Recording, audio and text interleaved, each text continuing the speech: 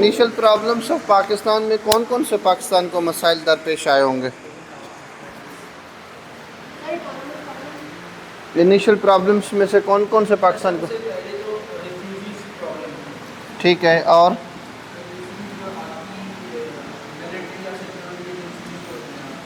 ٹھیک ہے، ڈیفینس،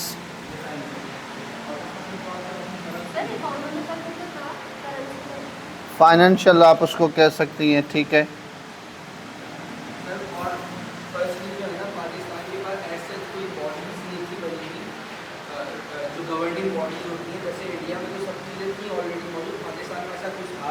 یعنی ایڈمنسٹریشن، ٹھیک ہے، اور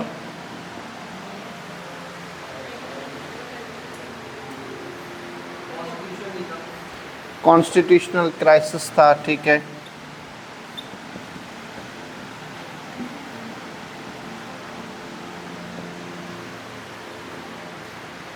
اور کانسٹیٹیوشن کا ایشو تھا، اور کیا ایشو ہو سکتا ہے؟ ریفیوجیز ہو گیا، ڈیفینس ہو گیا، فائنینشیل ہو گیا، ایڈمنسٹریشن کا ایشو ہو گیا، کانسٹیٹیوشنل ہو گیا، اور ایسٹس کی تقسیم، ٹھیک ہے، اور وہ فائنینشیل میں ہم اس کو ڈسکس کریں گے۔ واٹر ایشو، ٹھیک ہے جی، بارڈر ایشو، باؤنڈری،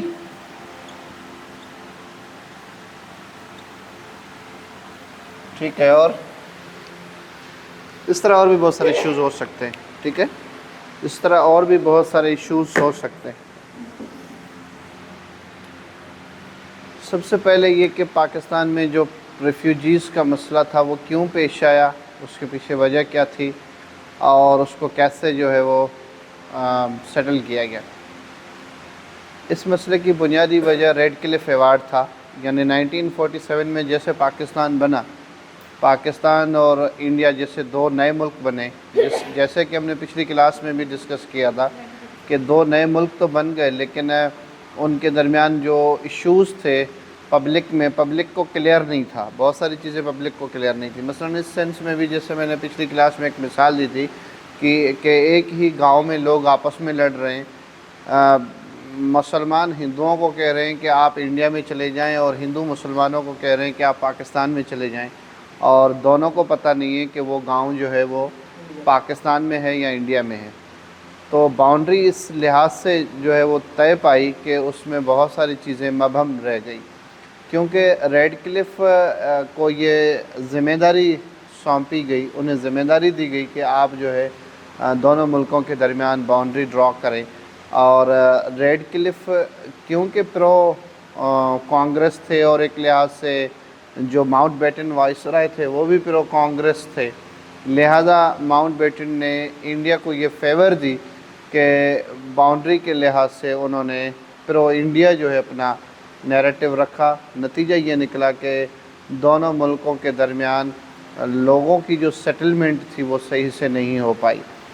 یہ طے پایا 3 جون پلان میں کہ جو بنگال پروونس ہے اس کو 2 حصوں میں تقسیم کیا جائے، یعنی ایسٹ بنگال اور ویسٹ بنگال۔ ایسٹ بنگال کیونکہ مسلم آبادی کا صوبہ تھا، اور ویسٹ بنگال جو ہے ہندو آبادی کا صوبہ تھا، لہذا دونوں کے درمیان جو ہے باؤنڈری ڈرا کی گئی، لیکن یہ اس وقت طے ہوا کہ اس ایک صوبے کو 2 حصوں میں تقسیم کیا جائے گا۔ اسی طرح ایک اور بات طے پائی کہ پنجاب جو صوبہ ہے اس کو بھی 2 حصوں میں تقسیم کیا جائے گا، یعنی ایک وہ پنجاب جس میں مسلم میجورٹی ہے یعنی ویسٹ پنجاب، اور دوسرا ایسٹ پنجاب یعنی جس میں سکھ میجورٹی تھی، تو اس کو جو ہے سکھ یا نان مسلمس میجورٹی تھی، اس کو جو ہے وہ انڈیا میں مرج کیا گیا۔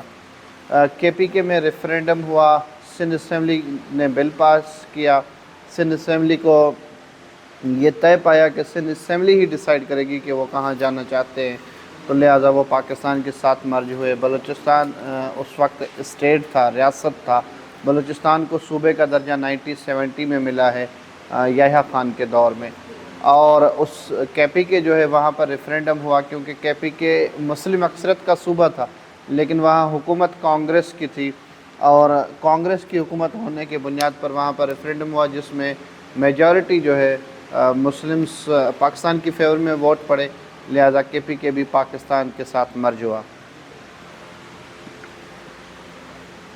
اس طرح پاکستان بن گیا۔ اس کے بعد مائیگریشن شروع ہوئی۔ ہمارے ایک ٹیچر رہے ہیں پروفیسر ڈاکٹر سید جعفر احمد، ابھی وہ ریٹائر بھی ہو گئے ہیں، کافی ان کا کام ہے، شاید آپ نے کبھی کتابیں ان کی پڑھی بھی ہوں۔ انہوں نے ایک دفعہ حوالہ دیا تھا کہ انہوں نے کسی سے انٹرویو کیا صدر میں، اور ان سے پوچھا کہ اس شخص کے پاس 9 فلیٹس تھے، ایک بزرگ آدمی تھے جن کے پاس 9 فلیٹس تھے صدر میں۔ انہوں نے ان سے انٹرویو کیا، ان سے پوچھا کہ آپ کے پاس 9 فلیٹس ہیں، جیسے پاکستان آپ 1947 میں آئے تو فوراً آپ نے یہ 9 فلیٹس کیسے لے لیے؟ تو اس بزرگ نے جواب دیا کہ یہ میں نے 9 فلیٹس اس طرح لیے کہ میں جب کراچی میں آیا فرام انڈیا، تو کیونکہ یہاں کراچی میں جو ہندو آبادی تھی آلریڈی سیٹلڈ، وہ بھی یہاں سے پھر چھوڑ کے چاہ رہے تھے، گھر خالی ہو گئے تھے، وہ چلے گئے تھے، تو میں جہاں پر صدر میں آیا، جہاں پر مجھے فلیٹس خالی نظر آئے، جو پلازا مجھے خالی نظر آیا، میں جب اس میں آیا تو مکمل گھر خالی تھے، وہاں چیزیں پڑی ہوئی تھی، وہاں سامان پڑا ہوا تھا۔ تو میرے پاس جو سامان تھا، جو بیگز تھی اور جو باکسز تھی، ان میں میرے پاس ان کو تالے لگے ہوئے تھے، تو میں نے ان بیگز کے تالے کھولے اور ان فلیٹس کو لگائے۔ 9 فلیٹس کو میں نے تالے لگائے اور وہ 9 فلیٹس میرے ہو گئے۔ یعنی اس وقت جو کلیم فارم تھا اس کی نوعیت یہ تھی کہ آپ انڈیا میں کیا چھوڑ کے آئے ہیں تاکہ وہ آپ کو یہاں دیا جائے، تو اس کو ایک کلیم فارم بھی حکومت کہہ رہی تھی۔ یہ پی آئی بی کالونی اس وقت بنی، پیر الہی بخش کالونی جو ہے، پیر الہی بخش سی ایم سندھ تھے اس وقت، تو یہ کالونی اس لیے بنائی گئی کہ those who came from India انہیں یہاں سیٹل کیا جائے، کیونکہ انیشلی جو ہے وہ اس طرح سیٹل کیے گئے کہ جس سے قیمے اور اس طرح لگائے جاتے ہیں، یعنی شروع میں تو اس طرح، لیکن بعد میں ان کے لیے ہاؤسز اور سوسائٹیز بنائی گئی، اور اس طرح جو ہے مائیگریشن ہوئی۔ اور سیم یہ سچویشن ہوئی کہ یہاں سے بھی جو لوگ گئے، زیادہ تر جو انڈیا سے لوگ آئے وہ شہروں میں آباد ہوئے، مثلاً کراچی میں، حیدرآباد میں، اور پاکستان کے اربن سٹی جو لائف تھی وہاں پر۔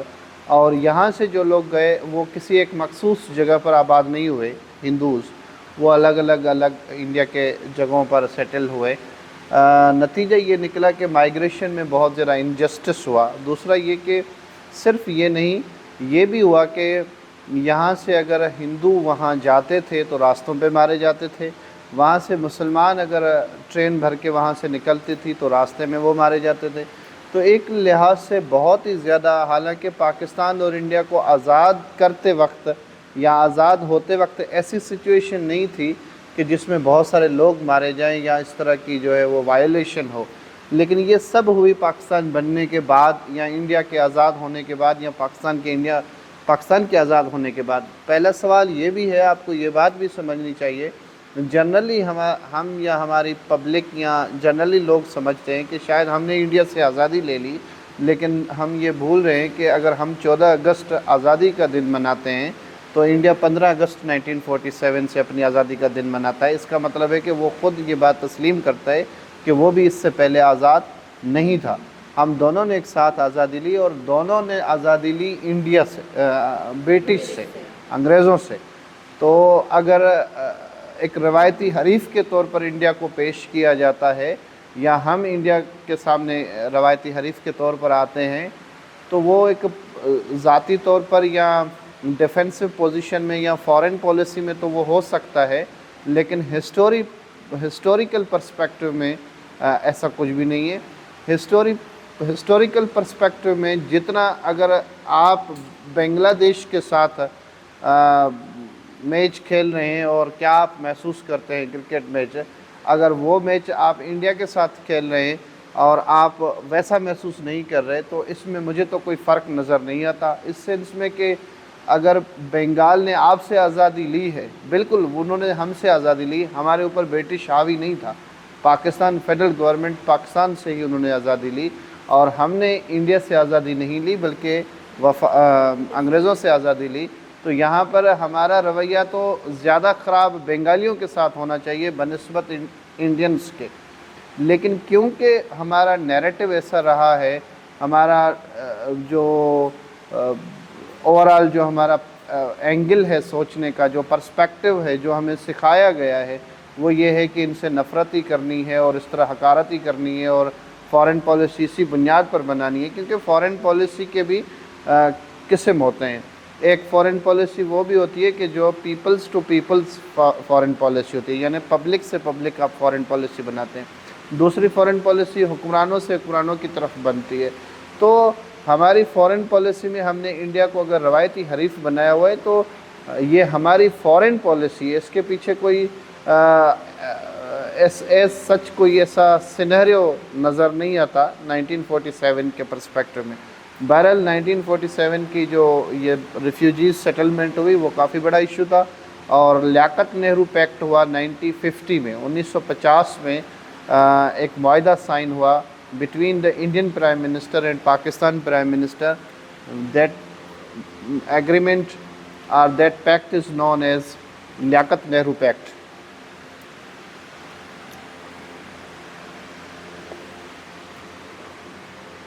لیاقت نہرو پیکٹ بیسکلی ریفیوجیز کی سیٹلمنٹ کے لیے تھا۔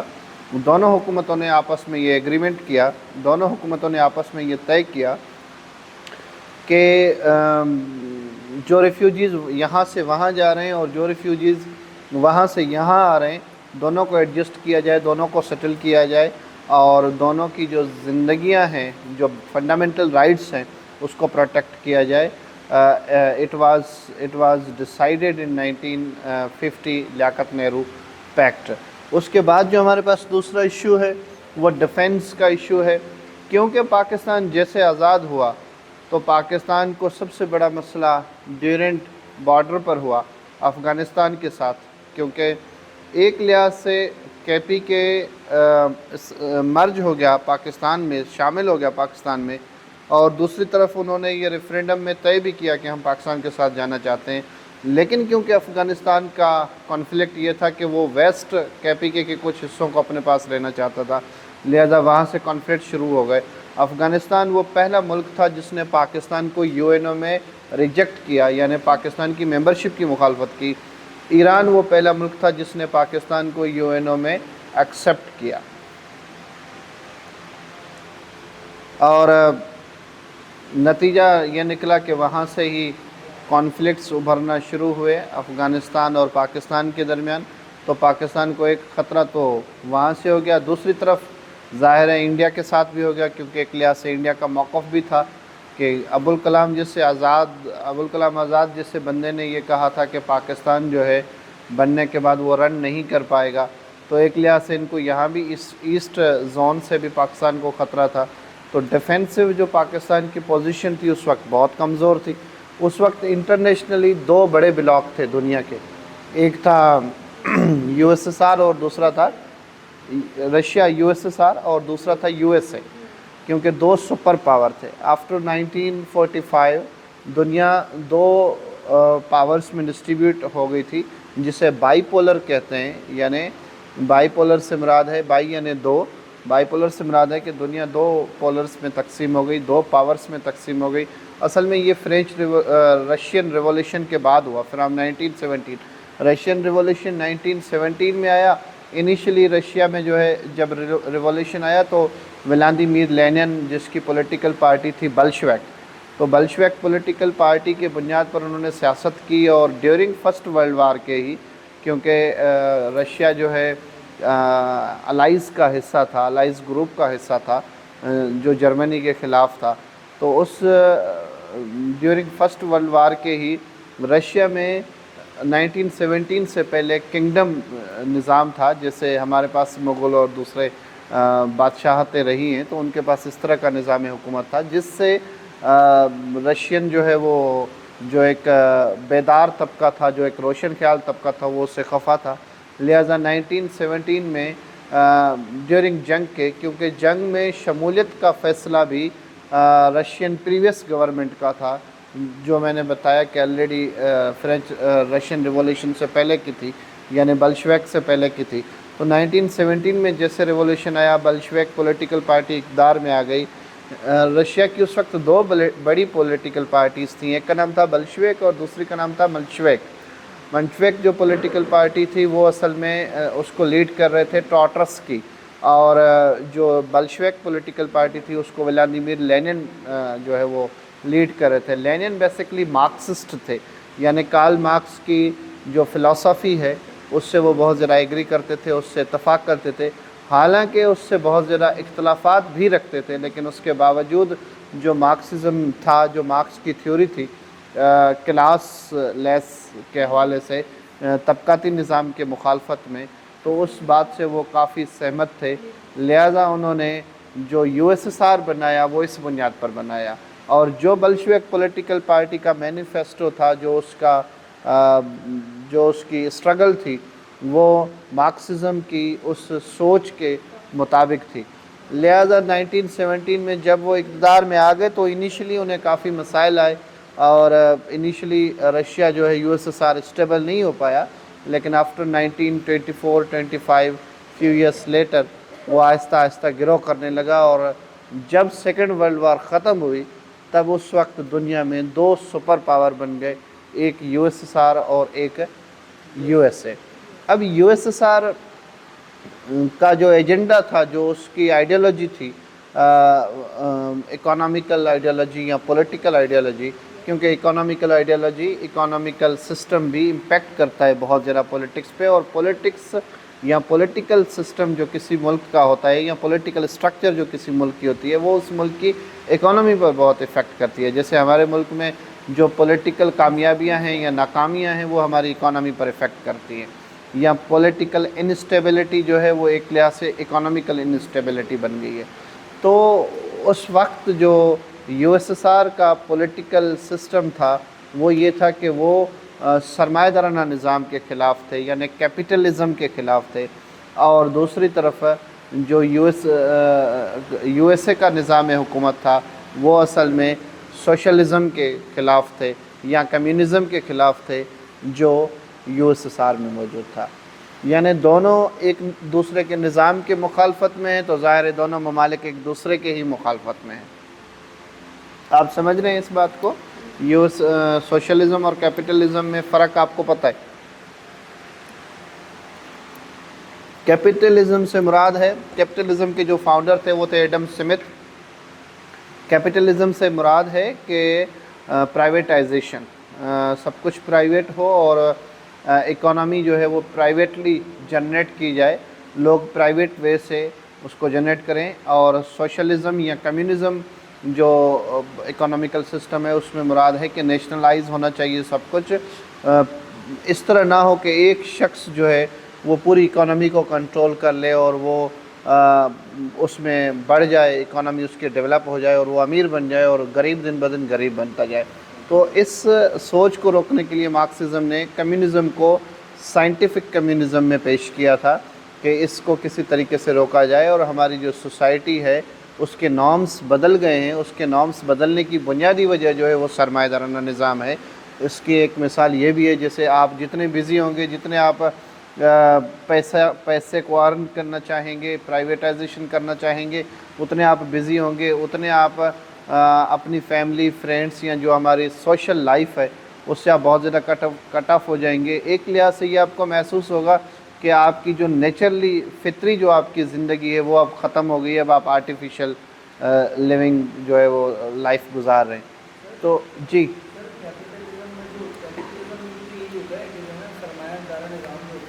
कोई एक इंडस्ट्रियलिस्ट होता है, ये लेकिन वो जो उनकी लेबर होती है या जो भी उनकी वर्किंग क्लास होती है उनको उस तरीके से पे नहीं करते। कम्युनिज्म का ये मानना होता है, मतलब ये आज जो अपना आर्ग्यूमेंट देते हैं ये देखते हैं कि जो है ना, मतलब वर्किंग क्लास को पे नहीं करते, तो बेसिकली जो प्रॉपर्टी का या बिजनेस का ओनर है वो कमा रहा होता है खाली, और बाकी सब जो है वो वहीं के वहीं रहते हैं। बिल्कुल ऐसा नहीं होता। बिल्कुल ऐसा है जैसा आप कह रहे हैं कि कैपिटलिज़म में ये उसकी खुसूसियात में एक खुसूसियत ये है कि जो ऑनर है وہ گرو کرتا جائے گا، اور جو وہاں مزدور ہے، جو وہاں کام کر رہا ہے، وہ جو ہے دن بدن اس کی زندگی مشکلات کا سبب بنتی جائے گی۔ اس کی مثال آپ پاکستان میں یا دنیا میں کہیں بھی لے لیں، اسی طرح ہی ہے۔ اس کی مثال یوں بھی ہے کہ مثال ایک شخص جو ہے ایک فیکٹری میں کام کرتا ہے، جس فیکٹری میں وہ کام کرتا ہے، مثال کے طور پر وہ فیبرک فیکٹری ہے، وہ کپڑا بنانے کی فیکٹری ہے، اور کپڑا بنانے کی فیکٹری کے لیے وہ کتنے دن میں وہ سیوٹس بنا رہا ہے، فار سپوز ہم کہہ رہے ہیں کہ وہ سیوٹ بنا رہا ہے، وہ سیوٹس کتنے بنا رہا ہے، اور خود جب اس سوٹ کو وہ خریدنا چاہتا ہے تو وہ کیا اس کو اتنا آسانی سے پے کر سکتا ہے؟ مثال ایک سوٹ پر اس کے 5 روپے بن رہے ہیں یا 20 روپے اس کو مل رہے ہیں ایک سوٹ پر، اور وہ ایک سوٹ جب وہی سوٹ جو اس نے بنایا ہے اور وہ سوٹ مارکیٹ سے وہ خریدنا چاہے تو وہ تو خرید نہیں کر سکتا نا۔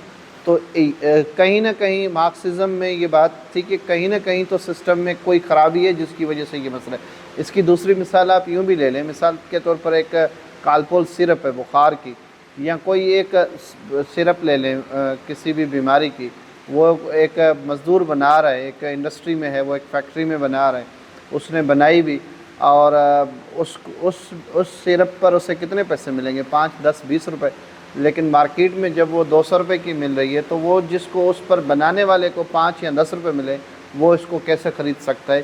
تو یہ ایک سوال نشان تھا۔ تو اس سے جو مارکسزم نے یہ سجیسٹ کیا کہ اس سے بہتر ہے کہ سوشلزم کا نظام ہو۔ سوشلزم کے نظام میں یہ ہوگا کہ یہ ذمہ داری حکومت کی ہوگی، یہ حکومت کے پاس پیسے ہوں گے، یہ حکومت اس کی جو ہے وہ ذمہ دار ہوگی، اور حکومت سب سے کام کروائے، اور سب سے کام اس سینس میں کرائے کہ جو جتنا کام کر سکتا ہے، یعنی اگر آپ میں کام کرنے کی کیپیبلٹی زیادہ ہے، آپ صحت مند ہیں اور ایک اور شخص ہے وہ صحت مند نہیں ہے، تو ظاہر ہے دونوں سے برابر کام تو نہیں لیا جا سکتا نا۔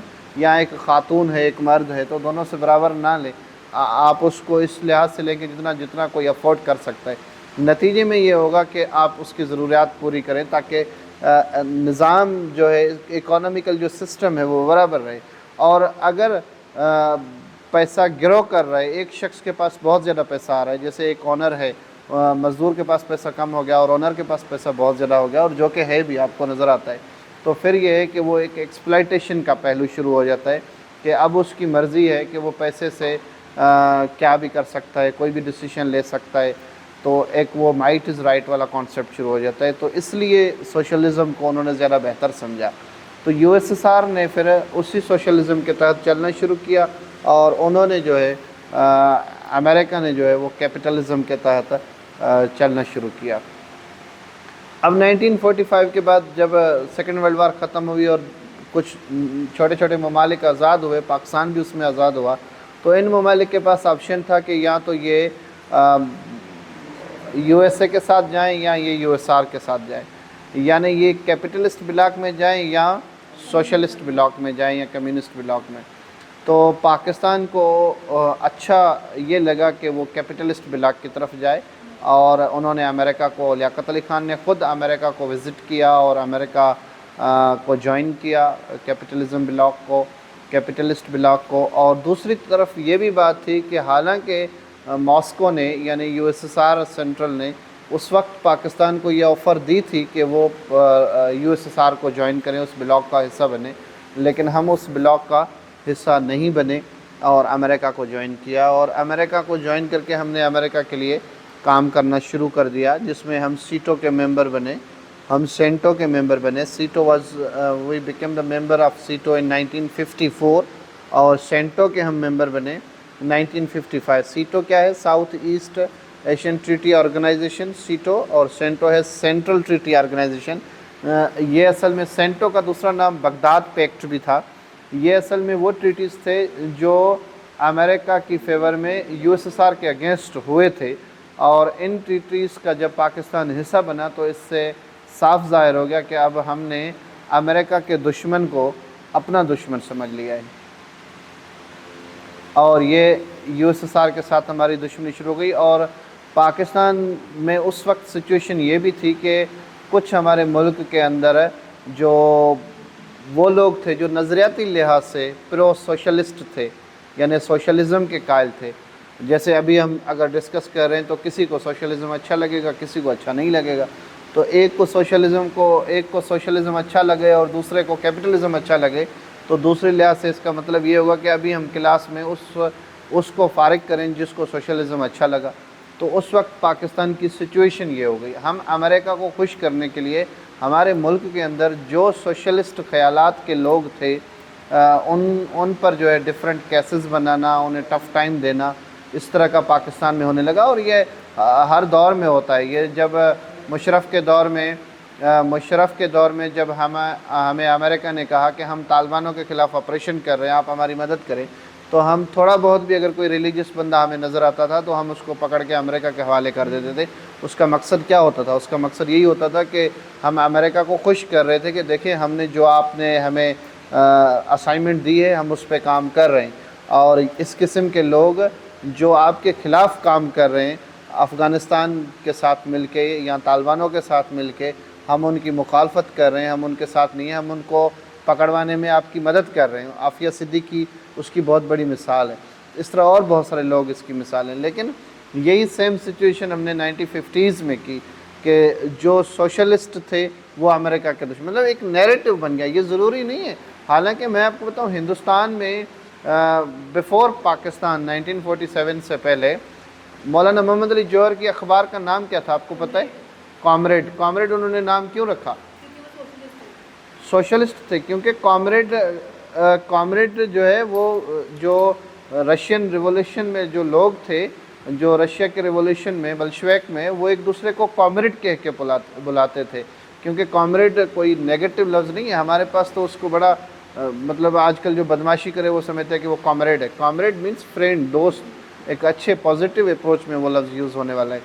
تو اس لیے انہوں نے اخبار کا نام ہی کامریڈ رکھا. ہندوستان میں جو مسلم اسکالرس تھے, جو مسلم علماء تھے, ان پر سوشلزم کا بہت زیادہ امپیکٹ تھا. لیکن خیر وہ پھر آگے جو ہے اس کی امپلیمنٹیشن نہیں ہو سکی. لیکن ہم نے 1947 کے بعد یو ایس اے کو جوائن کیا اور ڈیفینسو ہم نے اس سے ہیلپ لی, یو ایس اے سے ہیلپ لی. اور نتیجہ یہ نکلا کہ تب سے لے کر آج تک ہمیں ٹرمپ پچھلے پریزیڈنٹ تھے نا, ٹرمپ نے کیا بیان جاری کیا تھا پاکستان کے لیے کہ ڈو مور, آپ نے ہمارے لیے کیا ہے لیکن ابھی مزید کریں. تو آپ سوچیں کہ ہم 1947 سے کر رہے ہیں لیکن ابھی کیا مزید پھر ہم کیا کر سکتے ہیں؟ ہماری تو امریکہ نے کس پرسپیکٹو میں, کس اینگل میں ہمیں یوز نہیں کیا. طالبانوں کے خلاف یوز کیا, یو ایس ایس آر کے خلاف یوز کیا. جہاں جہاں ان کے مفادات ہیں وہاں وہ ہمیں انفلوئنس کر کے دکھاتا ہے. اور پھر مزید یہ بھی کہتا ہے کہ ڈو مور. تو پھر اس سے تو پھر ہماری سوورنٹی ختم ہو جاتی ہے کہ ہم اپنے فیصلے اگر خود نہیں کر سکتے, ہماری فارن پالیسی انڈیپینڈنٹ نہیں ہے, تو پھر یہ سب چیزیں جو ہے پھر اس کا فائدہ کیا ہے؟ بہرحال ڈیفینسو لحاظ سے جو ہمارا جو نیریٹو تھا وہ یہ رہا. بھٹو کے دور میں یہ نیریٹو چینج ہوا.